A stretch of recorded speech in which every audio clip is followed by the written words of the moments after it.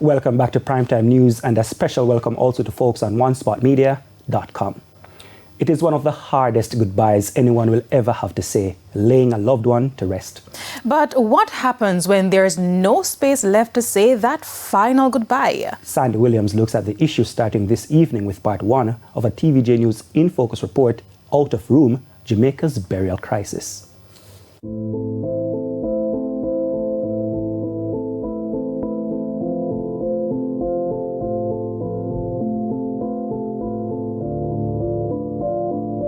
This is where many people say their final goodbyes.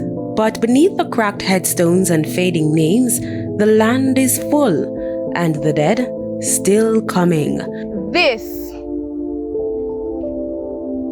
is the Par River Cemetery, one of the oldest burial sites in Montego Bay, St. James. In fact, it was officially opened in 1896, and after 129 years, it's now facing a major crisis. There's no more space left for burials, and so families in and around the city who are looking for a final resting place for their loved ones are struggling as the cemetery has officially reached capacity. But it has not significantly affected the families because there are options. The problem that we have with options, however, is that not all communities are welcoming of the outside persons, families who would like to utilize their community cemetery for burial. So we have had to consult and maneuver the situation so as to facilitate persons seeking to bury in public cemeteries. The story echoes across the island, from bustling St. James to the quiet corners of St. Thomas.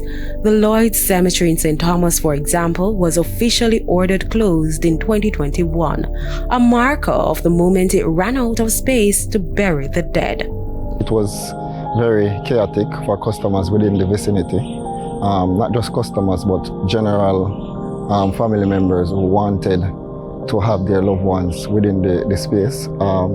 Persons had to go Lethal, being the closest cemetery. Some resorted to Meadows Memorial Gardens, others Dovecote, but it was a bit frustrating for persons. Once seen as a cost-effective resting place for citizens, Jamaica's public cemeteries can no longer shoulder the weight of the dead.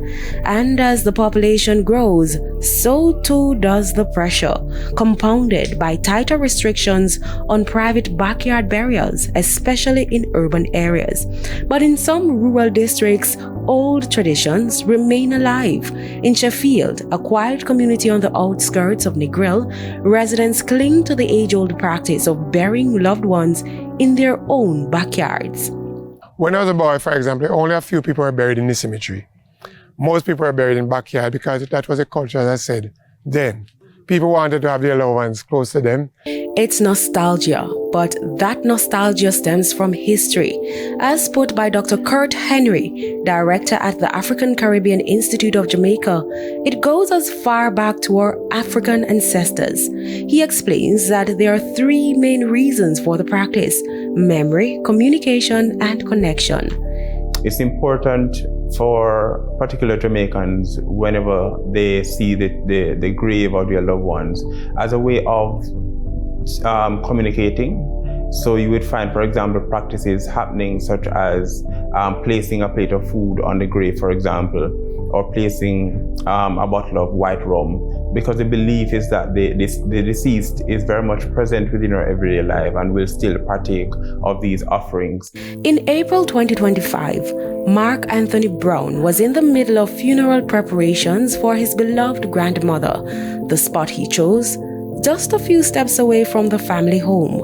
Right here, want him. Why I don't want him? Because every time we wake up, want to see her. Why? She dead. I don't matter. The grave is still here. And to how we do it, we still are going to see her. Ironically, the public cemetery is only meters away. But even if he wanted to bury her there, he couldn't. The Sheffield Cemetery, like many others, is full to capacity. The municipal corporation's data paint a stark picture. public cemeteries across the island are buckling under pressure. There are fewer than 150 public cemeteries in Jamaica, with almost 30 of them officially closed. A 2020 study by the National Environment and Planning Agency NEPA confirmed what many already feared. If you have a community that is 100,000, you need 40 hectares of land to cemetery land use for that population. And yet, from coast to coast, rural or urban, many cemeteries have already run out of space, and even those that haven't are dangerously close. While even in the rural areas, they are also struggling to allocate lands for cemetery. Here's a map of Jamaica.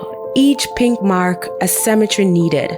By 2030, it's projected that Kingston and St. Andrew, St. Catherine and Clarendon will be in need of significantly more acreage based on their population size, 870, 1,070 and 281 respectively. If the cemeteries disappear, so too may Jamaica's colorful funeral rituals. In part 2, the race for alternatives, cremation, columbarium, and the push to rethink how we honor the dead. Sandy Williams, TVJ News.